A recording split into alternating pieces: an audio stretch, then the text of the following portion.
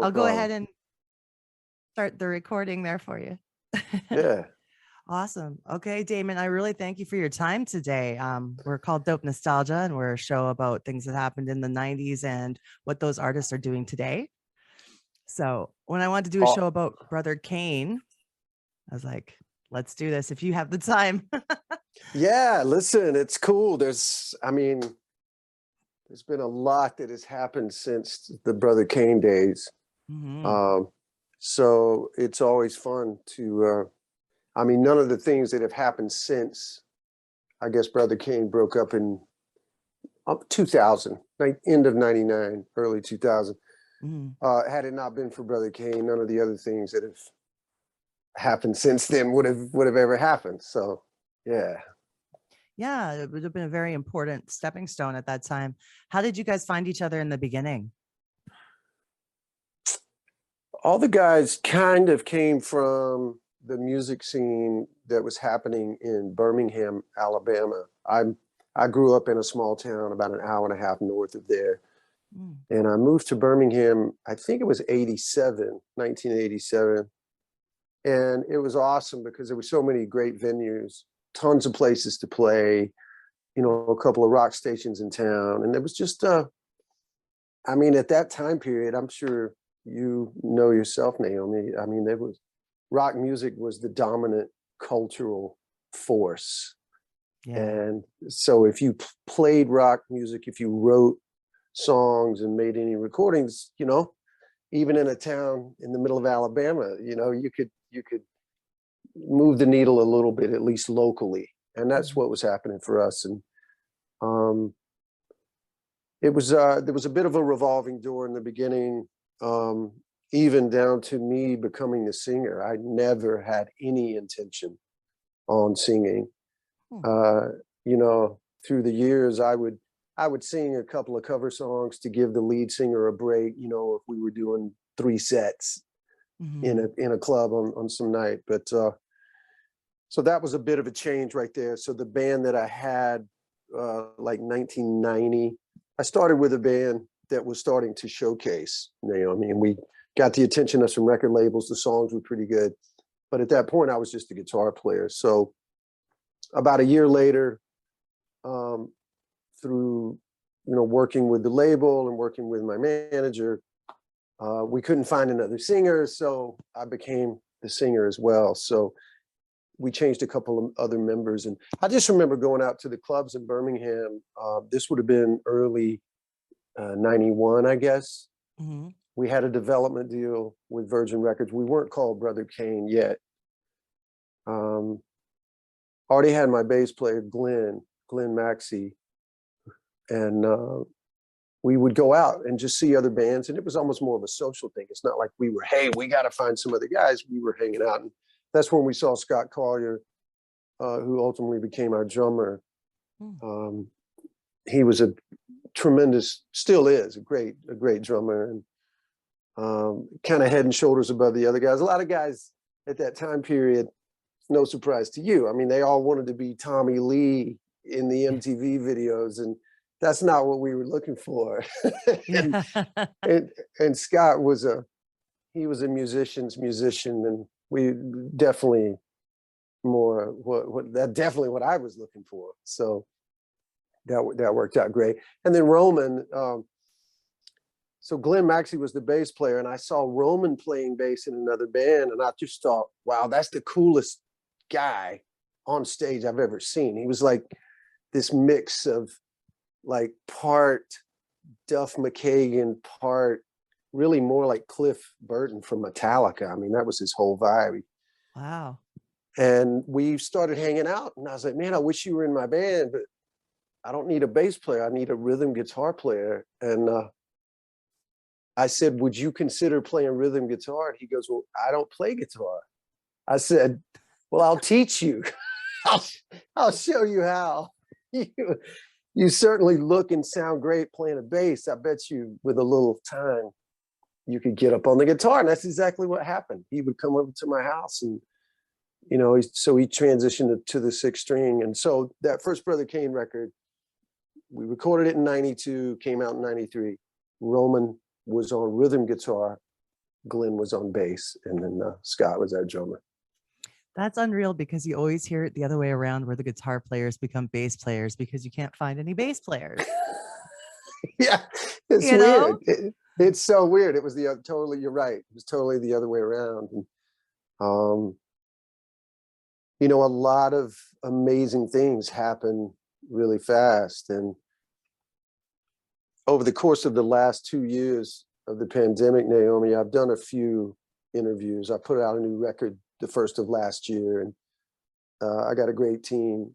And, you know, they brought a bunch of people in that, you know, talking about that record and kind of revisiting my past. And, you know, and with the coronavirus, we all had nothing but time. We're just stuck at home. We couldn't play shows or anything. So there's been a few, you know, walks down memory lane, and it's really been kind of fantastic to revisit, particularly the origins of Brother Cane and the things that we did in the beginning. Because again, for some guys from Birmingham, Alabama, I mean, there'd never been any real rock bands from Alabama. You know, famous Alabama artists were like the Commodores and Emmylou Harris and Hank Williams Jr. And of course, his dad, Hank Sr. And, you know, there were things here and there, but I mean, you know, August of '93, we had the #1 rock track, the #1 mainstream rock track in the country with Got No Shame. We were on tour opening for Lynyrd Skynyrd and Bad Company. And shortly after that, we went out with Robert Plant. Early '94, we're out with Aerosmith. I mean, it's just, that's huge. It's Yeah. crazy. It's crazy. And at the moment, things were happening so fast, and we were just all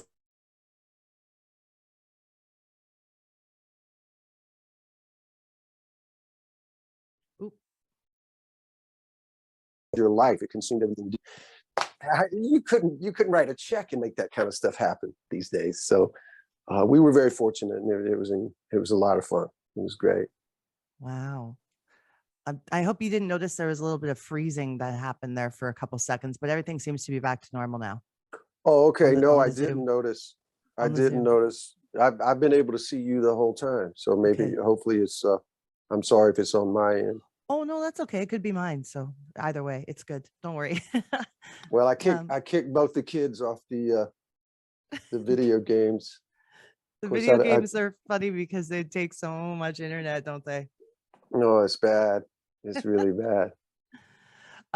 During that decade, was there any pressure to change your sound because grunge had become into the forefront of everything? Great question. There was no pressure. I know that we as a band, we loved what was happening in music. You got to remember that it's not like we had been this contained unit that had been writing songs and performing and making records for 3 years, 5 years, 7 years. You know, we all kind of came together. And if you think about the timing of, you know, we signed our record deal in '91, wrote some more, recorded in '92.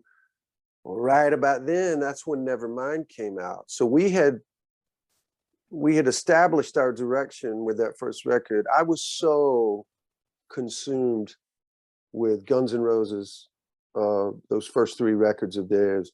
The Black Crowes were from just down the interstate in Atlanta. And their first 2 records were also seismic for me in the band. So those were kind of our modern touchstones, you know, the records that we would listen to and be like, wow, yeah, that's cool.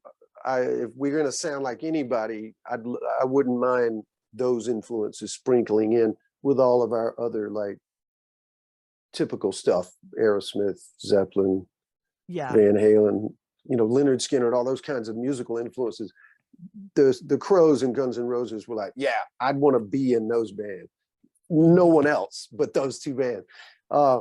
So when particularly Nirvana and Soundgarden, Pearl Jam, we loved them. We thought they were amazing. We loved the songs. I especially was very affected by the lyrical content because I'd already struggled, I think, early on.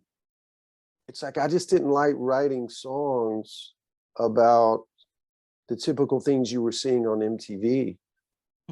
Again, at that moment, the whole hairband thing it had really started to eat itself, and it was just a caricature. The bands were kind of like cartoon characters, and that's cool, you know. Yeah. And if you're in those bands, I'm sure it was fun. I'm sure, I mean, how can you, I can't imagine being in, I forget the name of the band right now, but they were all wearing like matching white leather outfits and, you know, flipping their hair around. And it's like, well, you couldn't pay me to do that, but I'm sure they're getting paid and having a great time. So It just got, the cheese factor got so high that yeah, it seemed like it was less about music. Yeah, and look, I would never say, oh, we were above that. Come on, again, we were from a very out of the way state like Alabama. You know, Atlanta had a real scene.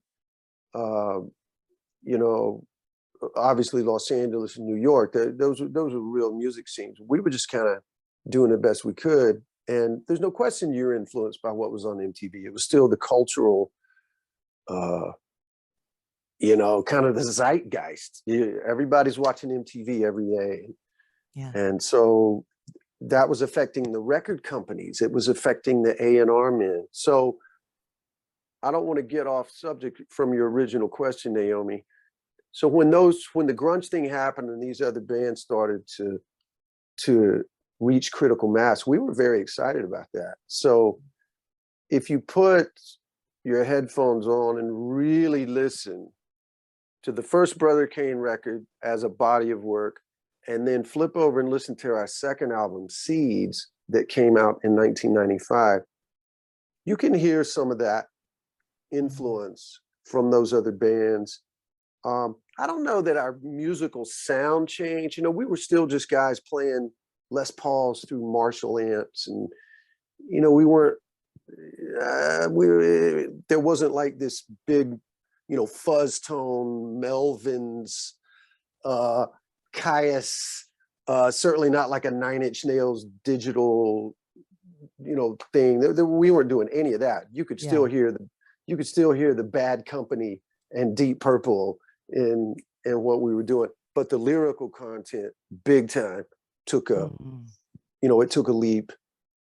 What I felt like was forward into a better direction. And honestly, I kind of, all the songs I've written on into the rest of my career up to the last two records, it's more of a good fit with what we started to do on the second record, and especially our third album, Naomi. Wish Pool came out in '98, and ironically, we actually recorded Wish Pool in Seattle at the amazing London Bridge studio. That's where Pearl Jam recorded 10, Alice in Chains recorded there. I know they did the Temple of the Dog record there when Cornell put that band together with the other guys. So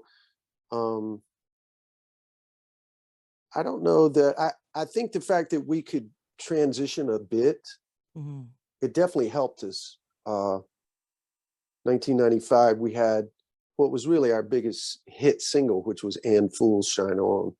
Yes. That did not sound like anything that had been on the first record. And I know that all the hard work we had done at radio over the previous 2 years, then when we came to radio with this new song, it was a perfect fit sonically for the other things that were happening, because now the mainstream rock stations were playing Smashing Pumpkins and Stone Temple Pilots, the Toadies. You know, our song fit perfect with that. And, you know, I'm sure you could find some people that were like, oh yeah, I love that first record, but then they went all grunge and I don't care about that. Maybe there was some of that, but I don't know. Fool Shine On was such a good song. I think we kept all of it. Good song. I felt like we kept most of our early fans, and then we started to grow that audience a little bit. Yeah. And you had all those touring opportunities that were quite exciting. Of the 3 albums that you put out in that decade, what would be your personal favorite? I think as a body of work, I would have to say the third album, Wishpool. It was very much a grown-up record. You know, we were all going through a lot in our personal lives. We'd been on the road constantly, and it's just inevitable that that's going to take an effect on your relationships at home. Mm-hmm. And it certainly did for us. And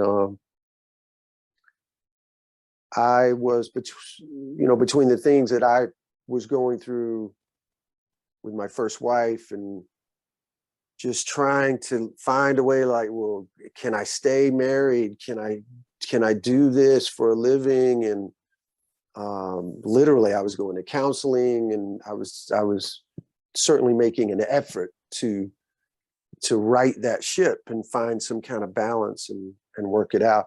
You can hear that struggle. It's in Technicolor on that Wishpool record. And in the years since then, I can listen to that record almost as a music fan now, and it's very I don't want to say instructive, because I never, I think that's too broad of a word, but there's no question that you can relate to those songs. They're written from a place of human growth, human struggle, trying to be a better partner, but really still not having the tools in your toolbox to do that properly. And it's not a shiny happy people record, but just a beautiful record. The songs are fantastic. The melodies, the vocal melodies were great. I co-wrote a lot of those songs with my old friend Marty Fredrickson, who was really important. Yeah, Marty's so important to the success of Brother Kane, Naomi. He always kind of laughs and goes, "Yeah, man, you discovered me. You're the guy that put me, on the path forward." And I guess in a way that's true, because Brother Kane was the first co-write he'd ever had that was actually getting on the radio, and it brought Marty the attention that he certainly deserved. And by the time we put out the Wishpool record, he was starting to write with Aerosmith. He was writing with Ozzy, and his ship was sailing at high speed by that time. So that was great. Yeah. When an album's that personal to you, and the songwriting is like a therapy almost for what you're experiencing in life, is it hard to look back and listen to the album now, like this much time down the road, or is it more like, hey, look how far I've come? What a great question. Definitely it's a pleasurable listening experience now. And I do hear it and I go, yes, look how far I've come, and look at what a huge leap forward I had made in just 5 years. Like I said in the beginning of our talk, I was not a lead singer. I was focused purely on being a guitar player, writing riffs, writing chord progressions, trying to create a melodic bed, a musical bed for a singer to come in and partner with me. And then that guy would write lyrics that he felt compelled or felt passionate about singing. So I did a pretty good job on that first album. I mean, I did an amazing job when you consider I had never really written a lot of lyrics. I just admit, I will say this, Naomi, some of the guys that I was writing with before I became the singer, I remember sitting in the room and like I'd have a riff or I'd have a little track, a drum program and bass and guitar on there. And the guy would start, well, what about this? And I would think, oh my God, those lyrics are terrible. Like, but I wasn't, it's like, well, he's got to sing them. He's going to sing them. If he can get up there and make that believable. And again, a lot of these guys were very influenced with MTV and, the Sunset Strip. And that was just, again, that was what was going on. It's like, okay, well, you're the singer, I'm the guitar player. You can say whatever you want. I'm going to be over here shredding. And so that was a big transition that I had to catch up fast. And I don't know if I ever really did catch up on that first record, but I know this. That was the first album was the one that sold the most. And you know, now when I play with my band, my solo band these days, any of those Brother Kane songs that I play get a great reaction. The first album songs still, I mean, those they love those songs. The people do. So I guess it was definitely an accomplishment for us to tap into some quality music with no more experience than I had at that point as a singer and a lyricist. Yeah. Is there an album track from those years that you would have wished would have become the single? Or Oh my God. a song that you wanted to see the light of day that didn't quite get there? I can't believe you just asked me that, because my old manager is still one of my best friends to this day. And we have said it really since the late 90s. We're like, you know what, we made a mistake. And that was after Got No Shame became so successful at radio. We came with a song that was super catchy. It had a big chorus. It was kind of undeniable, but it was a little fluffy lyrically. And especially at that moment, Naomi, there was another song on the album that was called How Long. And How Long was addressing, you know, we wrote it inspired by the events around the Rodney King beating and the riots and what happened to us as a country at that moment, you know, for that event to be televised and the impact it had on all of us, regardless of your skin color. You know, we were so angry and just like, we couldn't believe that would happen. And we really wrote a powerful song. And, you know, this wasn't a co-write with some outside writer. We wrote it as a band. I remember us being in that room together and talking about what we'd seen on television, and everyone was very affected by it. It was such a powerful lyric. And I just think it was of that moment. And I think if we could have come with How Long after Got No Shame, maybe we could have made that transition into some of the alternative radio stations who ultimately never really touched us, Naomi. You know, from a business standpoint, that was what made it so hard for Brother Kane. And that's really why we weren't able to continue, is because, you know, we got tons of radio airplay, but those stations playing us were basically classic rock stations that played new music. So they would play the new Brother Kane and the new Kenny Wayne Shepherd, and then they would play the bigger grunge bands. They had to play Nirvana and Pearl Jam, but then they'd also play the new Van Halen, the new AC/DC, the new Billy Idol songs, stuff like that. The alternative station across town was not playing that. It was all Pumpkins, you know, Nine Inch Nails, you know all the bands. And we just couldn't crack that. We couldn't get our foot in that door. So I don't want to in any way put down the fans that we did accumulate and the people that did really like Brother Kane.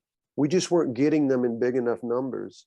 And we weren't getting that younger crowd that was very, you know, focused on what was essentially new music, a new sound, and a new thing. And I think if we'd have come out with How Long after Got No Shame, I absolutely think it would have made a difference. There's no way of knowing, but I believe strongly that it would have been a better, I think it would have made some of these alternative radio stations feel better about, okay, well, now this band has come out with a second album and they have this song, And Fools Shine On, which is perfect for all of our stations. You know, we were so kind of set in stone with the direction of the band. And again, we were their competing stations property, if that makes sense. Right. Yeah. You never know at the time when you think, you know, you're exactly, you don't know what would have happened, but you make the right decision that you feel is the perfect one at the time.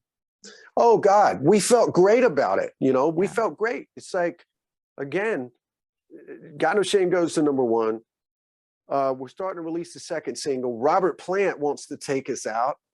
You know, the golden god, the greatest, you know, lead singer of all time. We're like, all right, things are, we can't be stopped. We can put out anything we want. So, you know, and then you start letting maybe the radio promo person decide what the single should be, or you're letting the, you know, the product manager or the label president have an opinion about that. They don't really know who we are as people. They don't know what we stand for.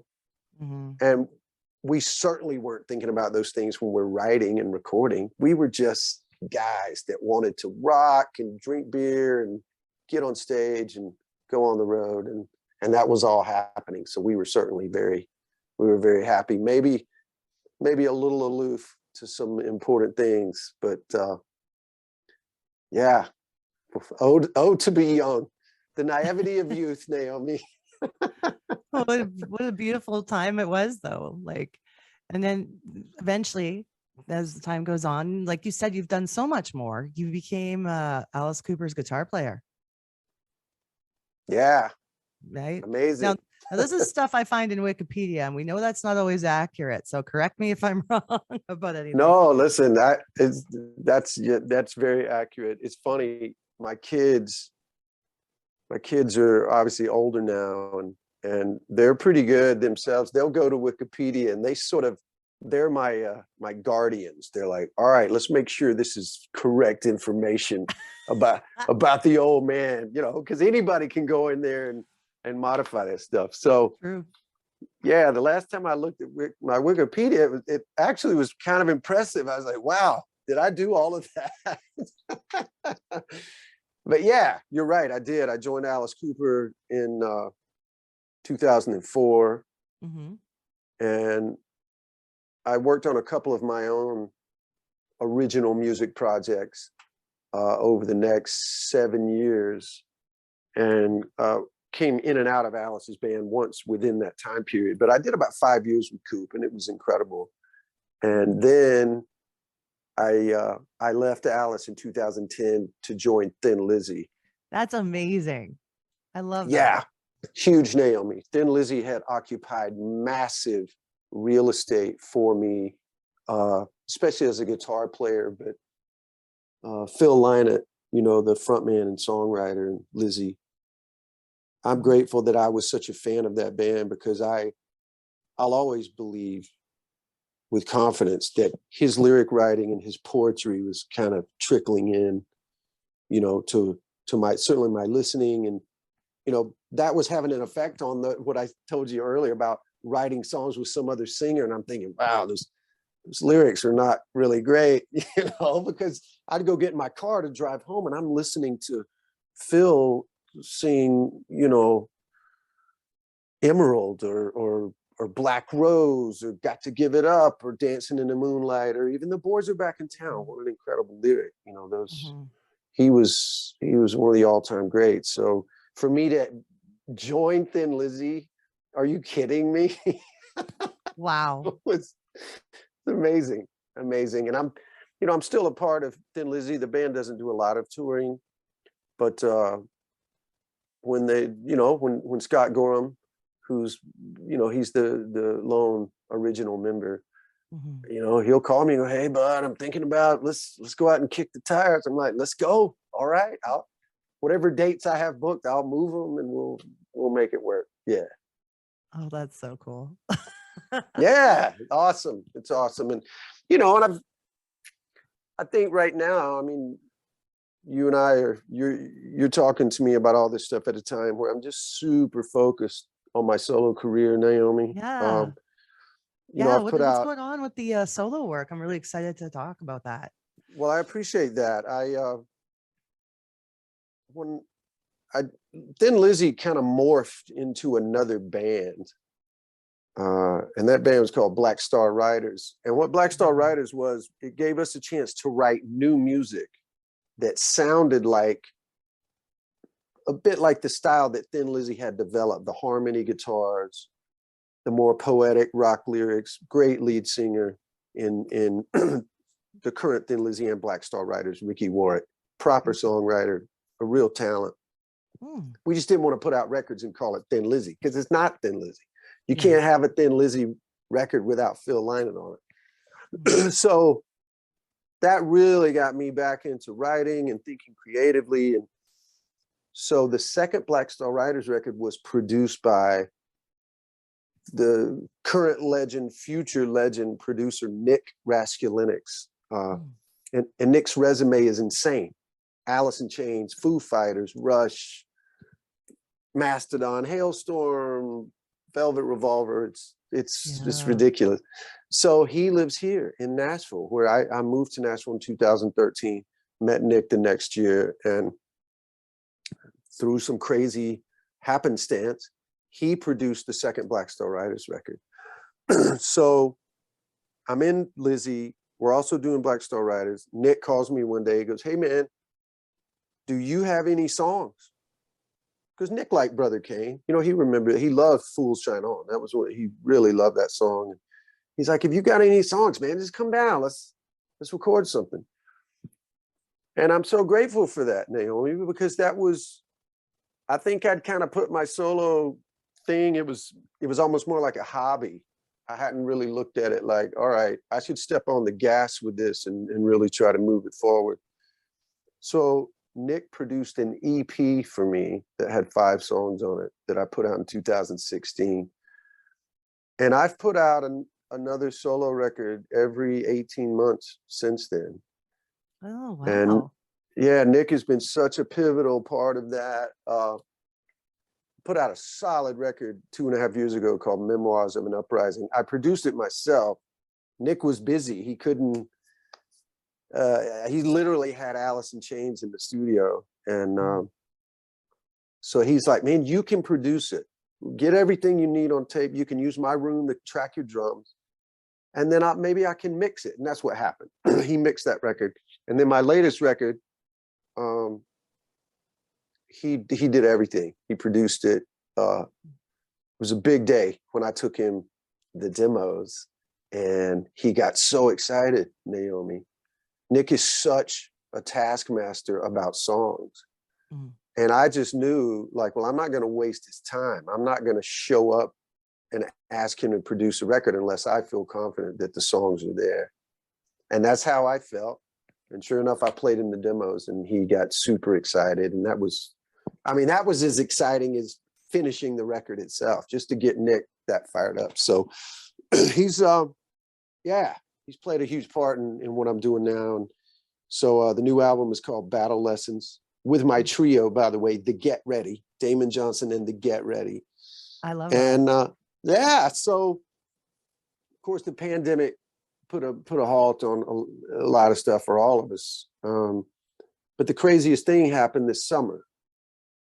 You know, we're booking a few shows and playing as much as we can within the COVID restrictions. And, you know, we're committed to staying healthy.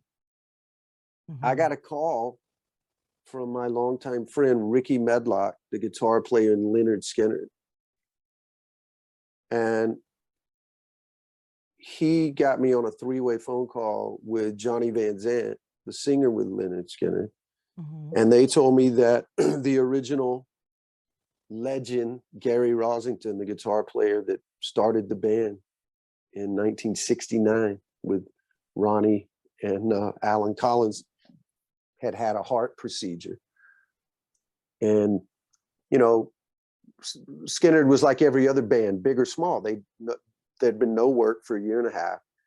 They finally booked about 30 shows, and then Gary had this heart procedure and he couldn't tour. So Gary gave them his blessing to bring somebody in and continue the tour. What a thrill. They called me. Wow. I got my manager involved, their manager. So what has happened, Naomi, mostly in like September, October, and part of November, is I have filled in for Gary Rosington and Lynyrd Skynyrd on Wow. guitar on the big stage. And for about 12 of those shows, my band has been the opening act. Yeah. I'm speechless. This is I know. incredible. No, it's crazy. It's crazy. So I did a handful of shows where I just opened by myself on acoustic. I would just come out with my acoustic guitar and sing and tell a couple stories.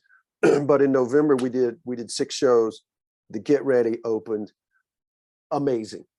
Amazing. And so it's really been exciting for me, for my band. And I'm so grateful to not just the Skynyrd band and management, but their fans, Naomi.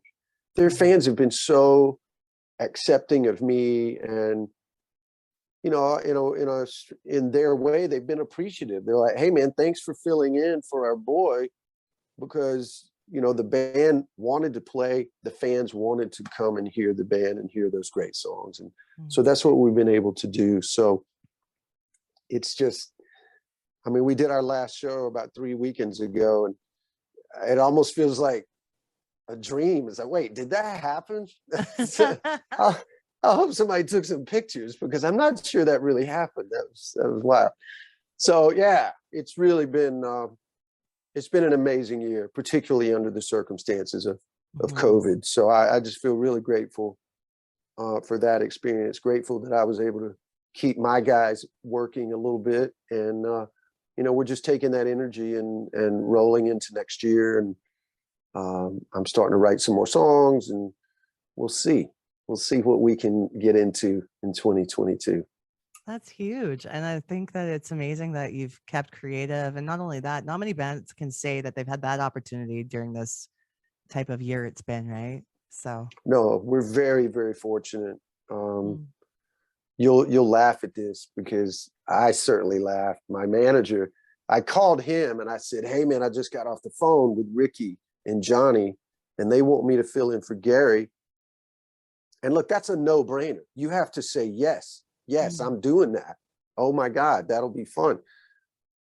Well, my manager, Kevin, he goes, "Well, let me talk to their guy, their management.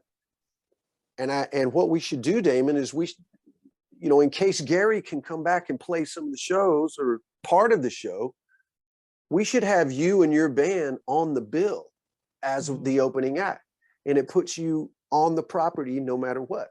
And I said, "There is no way they're going to go for that." And he goes, "Just wait. I'm going to call you back." Sure enough, we hung up. 15 minutes later, the phone rings. I go, "Hey man." He goes, "Done. I got you 12 shows, 6 of them on acoustic, 6 with the band."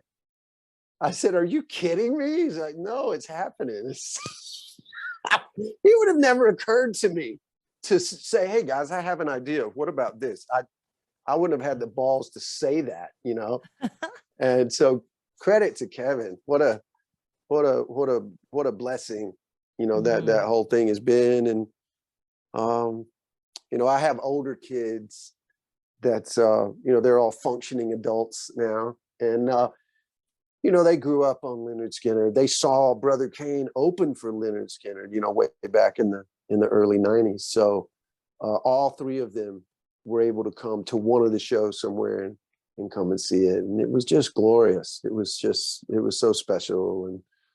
And yeah, it's been a really amazing year. And I'm just happy for everybody involved. And again, we don't know what next year is going to look like, but I'm definitely going to keep working hard. And like I said, I got some new songs, and just going to keep, the goal is to just keep doing what we love, Naomi.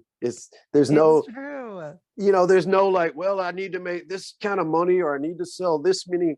You can't sell CDs anymore. So it's like, what are your benchmarks? For me, the watermark is, hey, just keep doing what you love and work hard, and all that other stuff will take care of itself. Oh, that's beautiful. It's so true. Have you, no, you're in Central. So are you, where are you based out of now? We live in Nashville. Yeah. I was able to stay in Birmingham that entire time, all through the 2000s, all through the Alice Cooper thing. I was still in Birmingham when I joined in Lizzy. And then in 2013, my wife Linda and I and my two youngest kids, we made the move up here to Nashville. And it's just been such a positive thing. I knew musicians here, I knew some studios here, but I could have never predicted meeting Nick Raskulinecz. Marty Fredrickson lives here now. We still hang out and write sometimes. He's got an amazing studio. So, I've played with all these great musicians over the years. And when I started kind of putting the word out, well, hey, I'm gonna get my solo career, I'm gonna focus on that.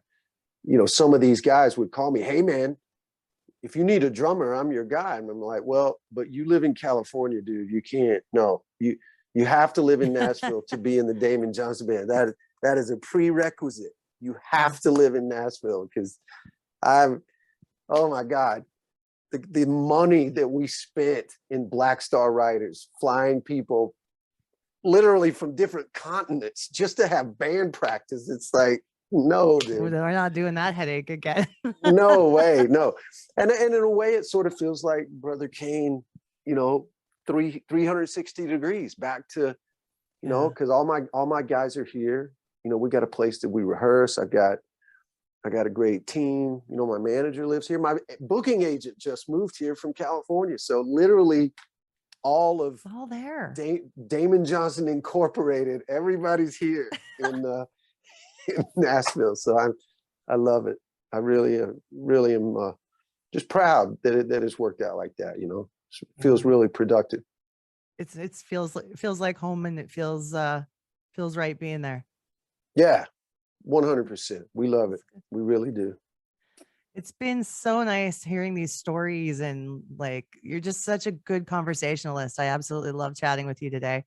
Well, Naomi, thank you for that. Listen, I'm grateful to you for reaching out, and it's that's another great thing about working with Kevin, my manager. He really had me update my socials and my website. And he's like, look, man, there are real people that are going to want to contact you and talk to you, and they need a way to do that. And so kudos to you for doing whatever research you did. You came right to the right source. So thank you for that.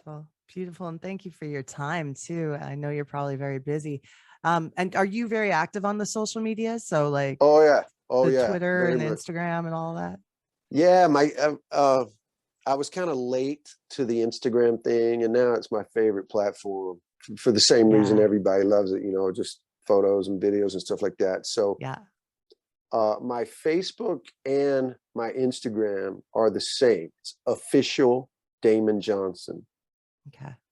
And then I'm on Twitter, and that is Damon J Official. And then my website is, I still can't believe that I own the whatever you call it, the URL. .com? DamonJohnson.com. I had a friend, I'll never forget him calling me. It was like 99 or 2000. He goes, hey man, you need to pay for this. I'm like, why? He goes, trust me. He goes, trust me, you're going to want to own this. I said, okay. And it was like, no, listen, none of this stuff was happening back then, but credit to that friend, because he was right. And so I went to literally to GoDaddy.com and okay, DamonJohnson.com is available. Send us $27. And got it for 3 years or whatever. Because what'll happen? It's a name that will get bought up because people are just buying them up, and then it'll cost you thousands of dollars to get it later. Oh, isn't that crazy? I'm so grateful for it. You search Damon Johnson. There's a lot of Damon Johnsons out there.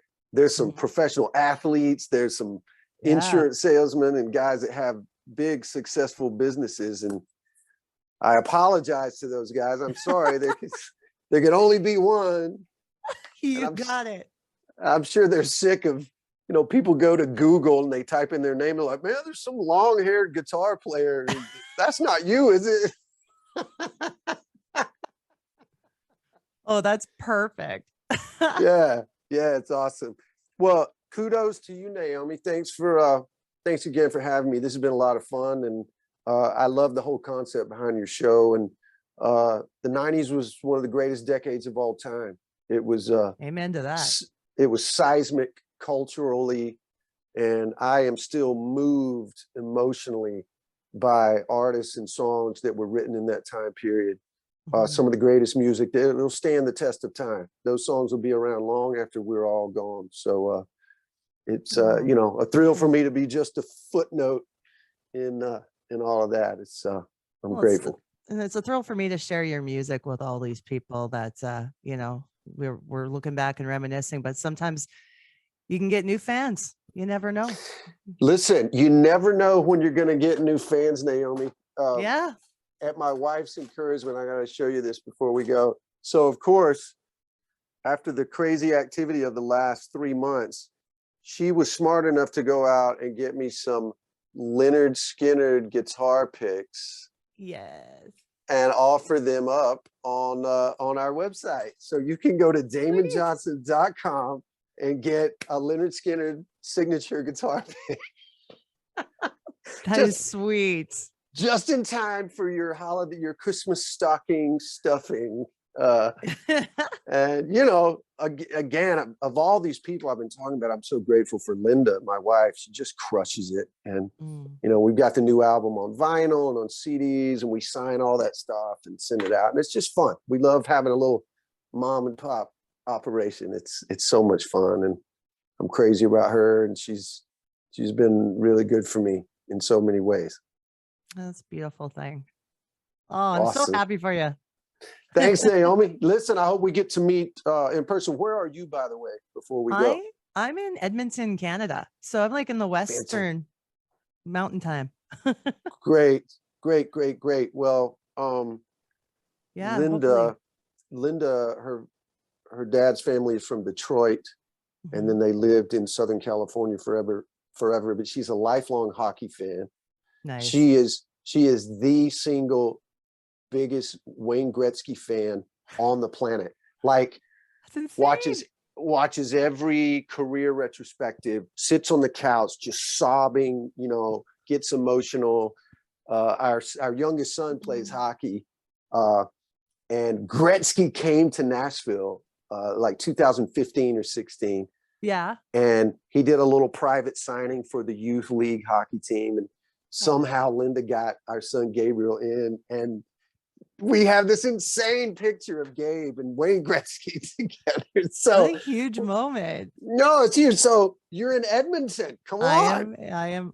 This is the one place on earth he cannot walk down the street. No, he is. I cannot. He can't do it. No, he is Mother Teresa, Muhammad Ali, the Dalai Lama, the Pope. Jesus Christ. He has a street here. We have a freeway named after him, and as you should. As right? We should. There's a huge statue of him outside of our arena. Like, wow. It's serious business. We hope I hope we can get to Edmonton. I think Brother Kane came to Edmonton one time way back, you know, in the 90s in our travels. But Canada was good to us. Canada was really embraced Brother Kane, Naomi, especially Full Shine On. We got tons of airplay up there. We played up there a few times. Very popular here. And we got to be friends with the guys in the Tea Party, the guys in Big Wreck. Oh, I love Big Wreck. Yeah. Ian, oh my God, what a talent. What a talent. Yeah. Amazing guitar player, singer, songwriter, total package. Yep. As soon as we hang up, I'm going to go, oh, I should have mentioned this band. But hey, I'll leave you with this one. I forget the circumstances, but one of the last runs we did in Canada playing some music halls, our opening act was some band we'd never heard of called Nickelback. Shit. True story. True story. Yeah, so sometime in the early 2000s, Nickelback played the big amphitheater in Birmingham, and I went down there, and I happened to bump into Chad.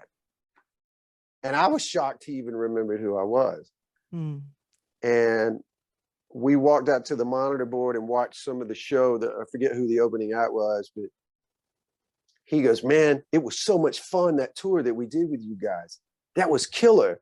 And I looked out at this packed amphitheater, you know, and I said, "I don't know, bro. I think this is a little more killer right here. This is the real killer." And he laughed. He's like, "Yeah."